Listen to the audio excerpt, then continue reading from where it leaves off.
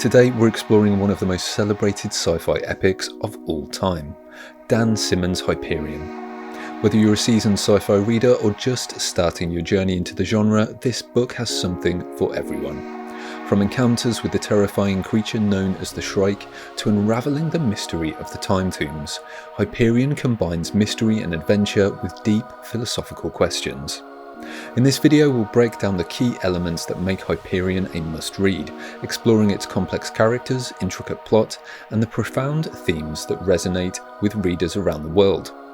So if you're ready to embark on an adventure across the far reaches of space, where the lines between reality and myth blur, then buckle up. But beware, beyond there be spoilers.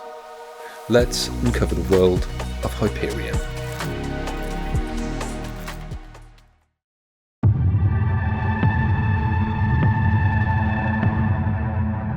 Hyperion is set in a far future universe on the brink of galactic war.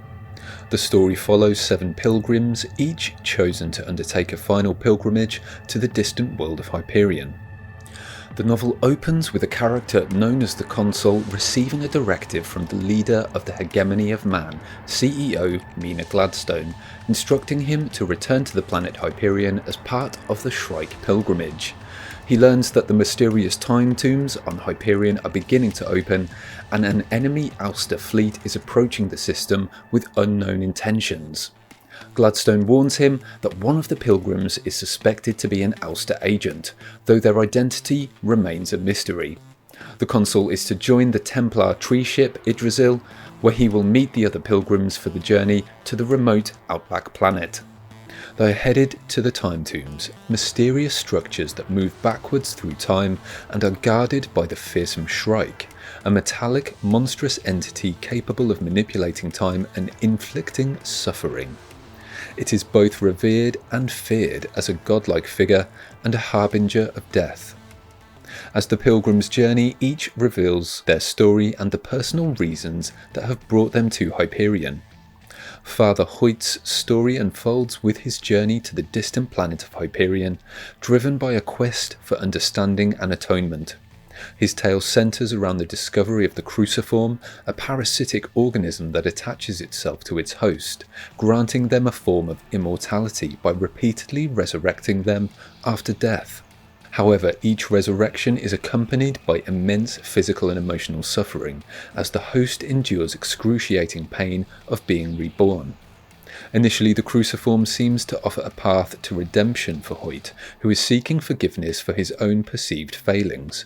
However, we learn the Cruciform he carries had a previous host, another priest named Paul Duray, who had been subjected to countless resurrections. He recounts Duray's dealing with the Bakura, a tribe of seed ship survivors who crash-landed on Hyperion many centuries ago. They all carry a cruciform parasite, which has kept them alive over the centuries, but as a result of the resurrection they have all become bald, sexless, and mentally impeded.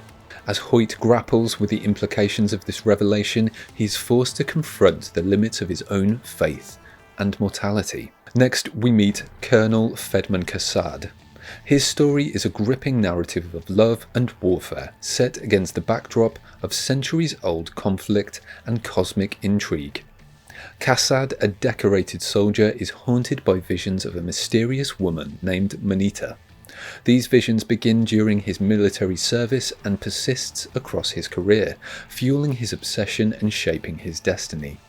Manita appears to be both an enigmatic figure of profound significance and a direct link to the Shrike, the monstrous being central to the novel's mythos. Kassad's tale begins with his experiences in the brutal and ongoing wars that define his world. His exceptional combat skills and strategic acumen earn him a reputation as a formidable leader. However, his personal life is marked by a profound sense of isolation and yearning, largely due to his fixation on Manita. His encounters with her are both seductive and elusive. As Kassad's story unfolds, it becomes clear that Manita is not just a vision but a key player in the larger conflict involving the Shrike. His relationship with her evolves from one of mere obsession to a deeper, almost spiritual connection. Manita's appearances are intertwined with his most significant battles, and she often appears at moments of great personal and military significance. This connection amplifies Kassad's role in the struggle against the Shrike, as he finds himself drawn into a cosmic conflict that transcends his own world. Then there's Martin Solenus, the poet. He's introduced as a hedonistic and cynical writer, living a life of indulgence and detachment. Born on Old Earth, his career as a poet has been marked by both acclaim and personal success, reflecting his complex and often self-destructive nature. Despite his success, Solenus is haunted by a sense of dissatisfaction and a deep-seated cynicism about the world around him. The central element of Solenus's narrative is his magnum opus, an unfinished epic poem entitled Hyperion Cantos, which was inspired by the enigmatic muse, the Shrike, that haunts his dreams, a figure who symbolises both inspiration and madness, pushing the poet to explore the darkest corners of his imagination and psyche. Years later, Solenus laments the fact that his Cantos is unfinished and wishes to return to the Shrike once more to complete his life's work. Sol Weintraub's story in Hyperion is one of profound emotional depth and philosophical complexity. Known as the Wandering Jew, Weintraub's tale is driven by an intensely personal and tragic quest, the desperate attempt to save his daughter Rachel from a temporal anomaly linked to the time tombs, which causes her to age backwards with each passing day. Weintraub, a distinguished scholar, sets out on a relentless quest to seek out a solution to her condition, leading him to the distant world of Hyperion. His quest forces him to confront his beliefs and values. The temporal anomalies linked to the time tomb suggest that Rachel's condition might be tied to larger cosmic forces beyond human control. This realization complicates Weintraub's quest, introducing the possibility that the only way to save his daughter might involve sacrificing something even more significant. Sol has a dream in which an ominous voice tells him, "Sol, take your daughter, your only daughter Rachel, whom you love, and go to the world called Hyperion and offer her there as a burnt offering at one of the places of which I shall tell you." One of the most poignant aspects of Weintraub's story is his willingness to confront the possibility of sacrificing his daughter for the greater good. The ethical dilemma he faces is both harrowing and complex. Weintraub must weigh his love for Rachel against the potential need to make a decision that could impact the fate of humanity. Braun Lamia's story is a riveting narrative infused with noir elements and a relentless pursuit of truth. She's introduced as a gritty, no-nonsense private detective, retelling a seemingly straightforward assignment that quickly escalates into a labyrinthine conspiracy, revealing the dark underbelly of the hegemony of man. Lamia's case involves the protection of a cybrid named Johnny, who is no ordinary artificial intelligence. Johnny is a highly advanced cybrid that houses the resurrected consciousness of John Keats, the renowned 19th century Romantic poet, who wrote the epic poem entitled Hyperion but never finished it.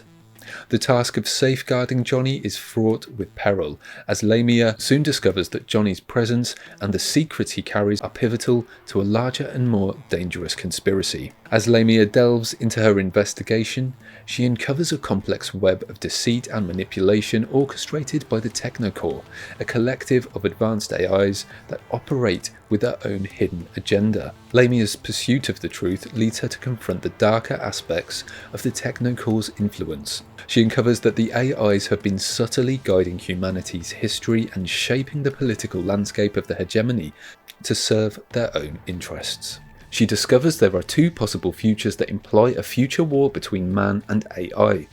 The first is that the AIs have sent the Shrike back in time as a retroactive first strike on humanity from a future where the TechnoCore now rules. The second is that the remaining humans have sent the Shrike back in time as a final attempt to destroy the TechnoCore before it can become the dominating force. The story of Het Mastine adds a profound spiritual dimension to the pilgrimage. Mastine belongs to an ancient order known as the Templars. He's bound by a code that emphasises sacrifice and the search for deeper truths. As the captain of the tree ship Idrisil, he transported the other pilgrims to the planet. Mastine carries with him a Mobius cube containing an erg, a creature that can generate force fields, hoping this creature might prove useful against the Shrike. He was meant to be the fifth to share his story, but before he could, he vanishes. His mission, as foretold by the prophecies, was to use the Urg to gain control of the Tree of Pain, a central aspect of the Shrike's domain where victims are impaled. Mastine was to captain this tree through time. But on the night of his disappearance, as the Shrike approached him, Mastine released the Urg from the Mobius Cube in a desperate attempt to survive. He lost consciousness and woke to find himself near the Time Tombs. The Consul is a former diplomat with a deep understanding of the intricate political landscape of the hegemony of man. His story is rooted in the complex relationship between his grandparents, Merin Aspic and Siri, who met on the world of Maui Covenant. Their love is strained by time dilation, with decades passing for Siri while only 5 years go by for Merin due to his spacefaring work. Merin's visits to Siri are marked by the widening gap between their ages, reflecting the deep but ultimately tragic connection they share. During one visit, Merin becomes entangled in the local resistance against the Hegemony's plan to bring Maui Covenant into the world web, resulting in the death of Siri's cousin and Merin's friend, setting the stage for the eventual destruction of everything Siri loved about her world. The Consul later reveals that his disillusionment with the Hegemony, which destroyed the ecology and culture of the Maui Covenant, leads him to become a double agent for the Ousters. Sent to Hyperion, he ultimately hopes to trigger the release of the Shrike and bring down the Hegemony that betrayed his family. It's revealed the Consul is the Ouster spy that CEO Mina Gladstone warned of. The other Pilgrims, shocked by his confession, realise that the Consul has been working against the Hegemony the whole time. As the Pilgrims' journey unfolds, they realise their fates are interconnected and that they have been manipulated by forces beyond their understanding. The Time Tombs, with their enigmatic connection to the Shrike and their movement through time, are revealed to be the key to understanding the future. The Pilgrims realise that the fate of humanity might hinge on what they discover and what they decide to do within the Time Tombs. The book ends with the Pilgrims standing together, holding hands and singing the song "We're Off to See the Wizard" from The Wizard of Oz, as they are about to confront the Shrike. The novel does not reveal the immediate fate of the Pilgrims or provide clear answers about the Shrike's nature or intentions. Instead, it leaves many questions unanswered, creating a sense of suspense and anticipation. Hyperion was published in 1989 and is the first book of the Hyperion Cantos series, comprising The Fall of Hyperion, Endymion, The Rise of Endymion, and the short story Orphans of the Helix. These books, each an epic in themselves, further explore the complex universe Simmons created.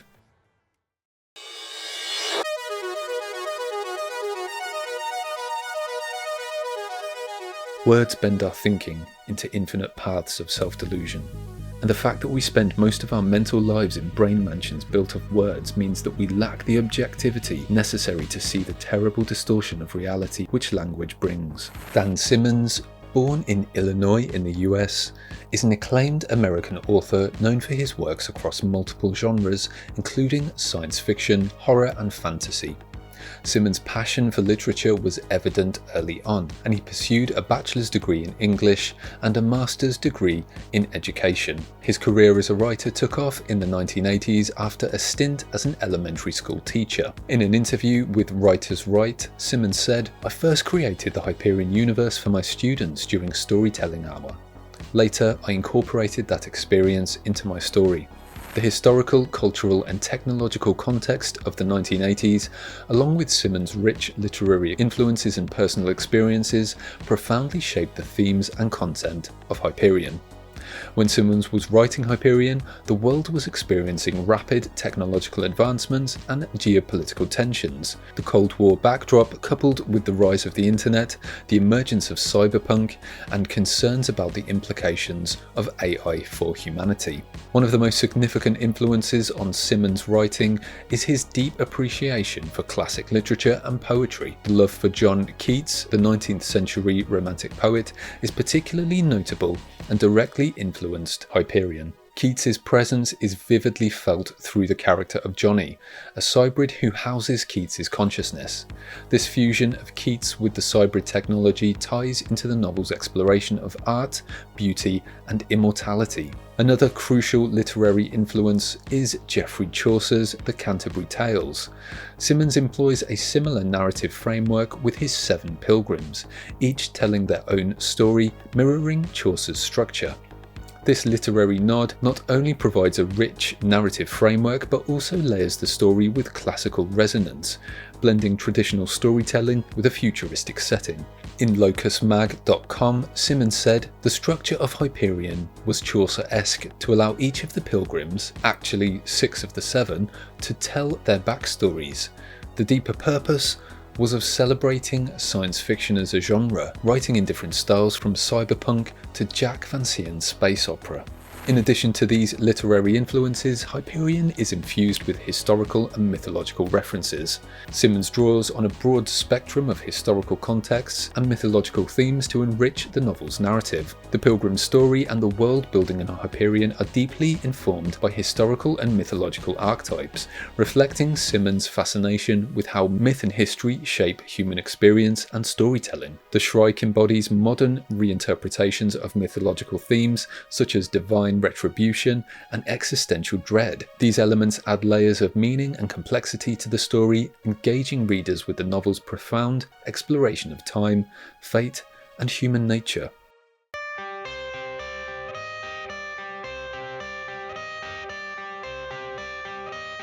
The hegemony of man is a vast interstellar empire that governs numerous planets, serving as the central political and administrative authority in the Hyperion universe.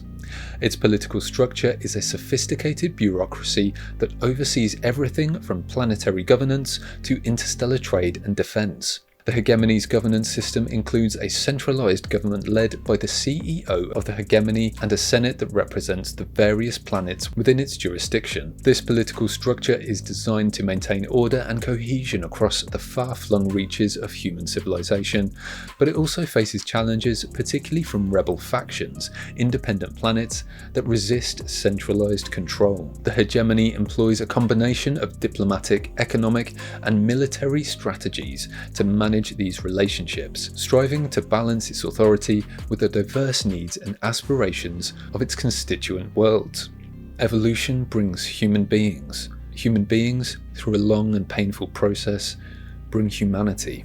The interplay between the Hegemony, the TechnoCore, and the various rebel factions forms a complex and dynamic backdrop for the story.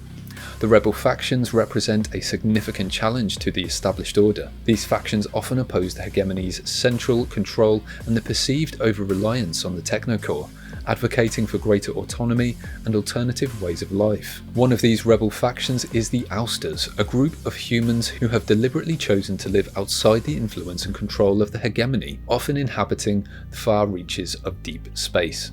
They represent an alternative path for humanity, one that embraces genetic modification and a nomadic lifestyle. The Ousters have adapted themselves to the harsh environments of space, developing advanced biotechnology that allows them to thrive in conditions that would be inhospitable to baseline humans. In the story, the Ousters are often portrayed as wild, dangerous, and savage, reflecting the Hegemony's perspective and propaganda. The Ousters' choice to live outside the Hegemony's influence is rooted in a desire for freedom and self-determination. Despite being depicted as a threatening force, the Ousters are a diverse group with varying beliefs and cultures.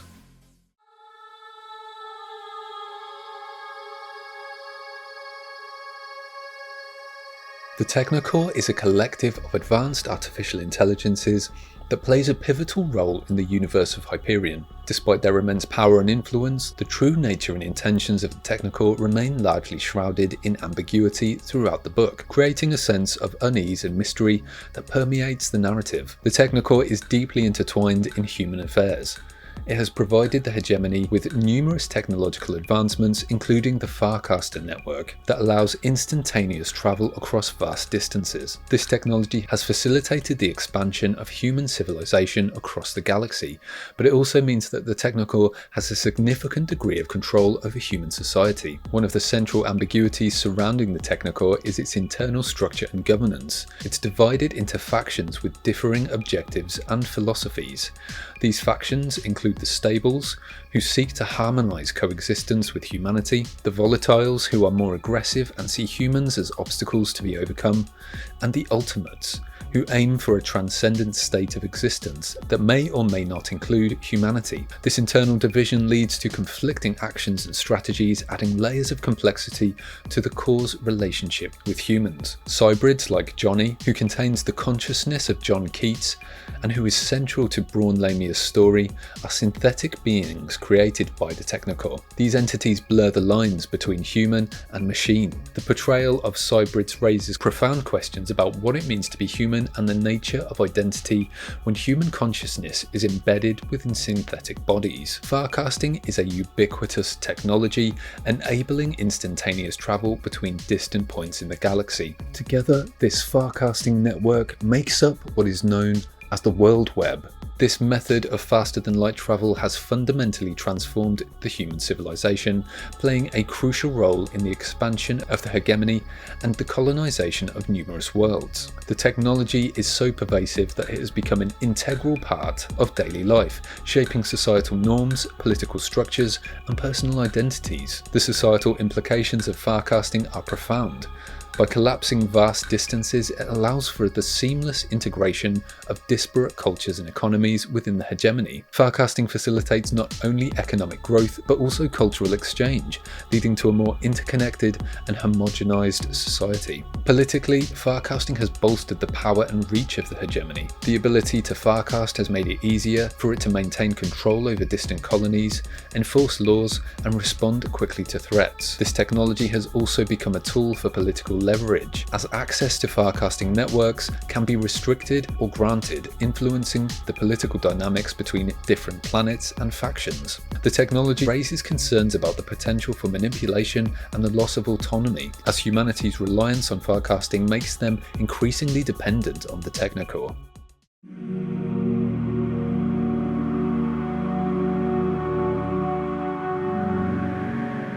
Everything centres around the Time Tombs, ancient and enigmatic structures located on the planet Hyperion. These tombs are unique in that they move backward through time. This temporal anomaly is a pivotal element in the narrative. The backward movement of the Time Tombs introduces a complex interplay between different time periods, leading to paradoxes and mysteries that challenge the characters and readers alike. The tombs act as a nexus where different timelines converge, making them a focal point for the various characters' quests and revelations. As the story progresses, it becomes clear that the Time Tombs are deeply connected to the fate of the universe. Their movement through time is linked to a series of cataclysmic events, including the potential future war between humans and the TechnoCore. The tombs are guarded by the Shrike, a formidable creature described as a metallic, spiked entity capable of manipulating time and space. The Shrike's origins and motivations are shrouded in mystery, making it both a godlike figure and a harbinger of death, especially to the devotees of the Church of Final Atonement,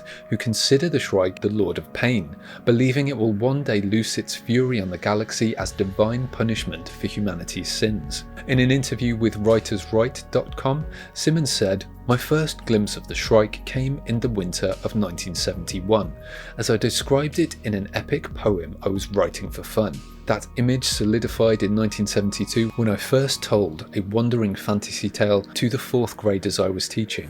The Shrike derives its name from a predatory bird known as the Shrike, which is infamous for its gruesome hunting method of impaling its prey on thorns or barbed wire. This macabre behaviour mirrors the Shrike's own brutal and terrifying nature, as it impales its victims on the Tree of Pain. Throughout Hyperion, the mysteries of the Shrike gradually build through the Pilgrims' stories and their encounters with the creature. One of the central revelations is that the Shrike may be a tool of the TechnoCore, designed to influence human history and events in ways that serve the Core's enigmatic purposes. The Shrike's actions often appear to be driven by an unfathomable logic. It selects certain individuals for its Tree of Pain, which seems to serve a purpose beyond mere cruelty, perhaps as a form of cosmic judgment or a method of exerting control over time and destiny. The Shrike's presence symbolises suffering and divine retribution, and acts as a catalyst for personal transformation, illustrating how the Pilgrims' encounters with this entity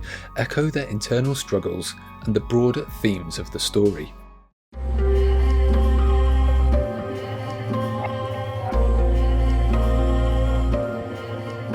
Hyperion probes the core of human experience, exploring complex social, political, and philosophical ideas. Dan Simmons masterfully presents these themes through the diverse narratives of the 7 Pilgrims, each offering a unique perspective on the overarching questions that the novel raises. The struggle between faith and reason is central to several Pilgrim stories, particularly those of Father Hoyt and Salt Weintraub. I now understand the need for faith. Pure, blind, fly in the face of reason faith, as a small life preserver in the wild and endless sea of a universe ruled by unfeeling laws and totally indifferent to the small, reasoning beings that inhabit it. The Cruciform, central to Father Leonard Hoyt's tale, is a cross-shaped alien parasite that grants its host the ability to resurrect after death. However, this apparent gift comes with significant physical and psychological consequences, making the concept a complex exploration of the allure and horror of immortality. The Cruciform attaches itself to its host's chest, integrating into their body and reviving them each time they die. This resurrection is a painful and degrading process, often leaving the host with physical deformities and increasing mental torment with each revival. While the idea of living forever can seem appealing, the Cruciform presents it as a curse rather than a blessing, as is portrayed with the Bikura. Each resurrection strips away more of the host's humanity. The Cruciform's ability to grant immortality confronts the ethical implications of such power. Those who bear the Cruciform are bound to it against their will, unable to escape the cycle of resurrection unless the parasite is surgically removed, a process that is risky and not always successful. Moreover, the Cruciform challenges religious and philosophical beliefs about the afterlife and the soul. In Father Hoyt's story, the existence of the Cruciform creates a crisis of faith, as it undermines traditional religious doctrines about death and resurrection. Hoyt's journey highlights the critique of institutional religion, revealing how religious institutions can manipulate faith for control and power. In an interview with LocusMag.com, Simmons said, "Fitzgerald said everybody has perhaps 6 to 10 formative events in his or her lifetime that you really write about, and you just keep writing about them over and over in different contexts, disguising it in different ways. My boredom quotient is low, but I do come back to the same themes."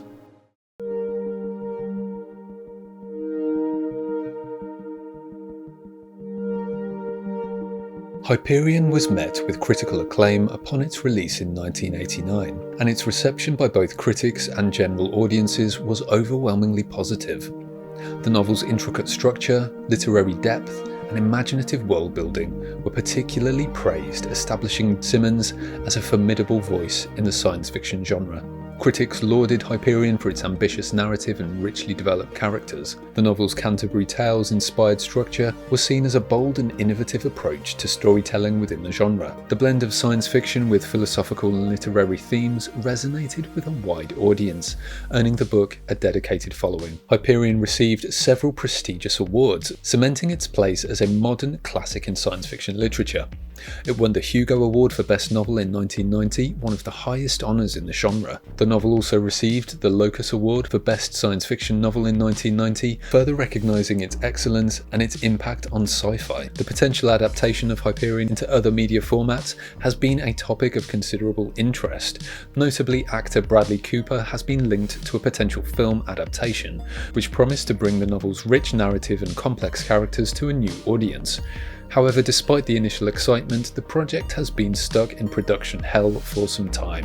This has led to significant delays and uncertainties about when or if the adaptation will ever come to fruition. The enduring popularity of Hyperion is a testament to the novel's ability to engage with fundamental human questions through the lens of sci-fi. Its innovative storytelling, profound themes, and lasting influence continue to resonate, making it a modern science fiction classic and seminal work in the genre that will no doubt stand the test of time.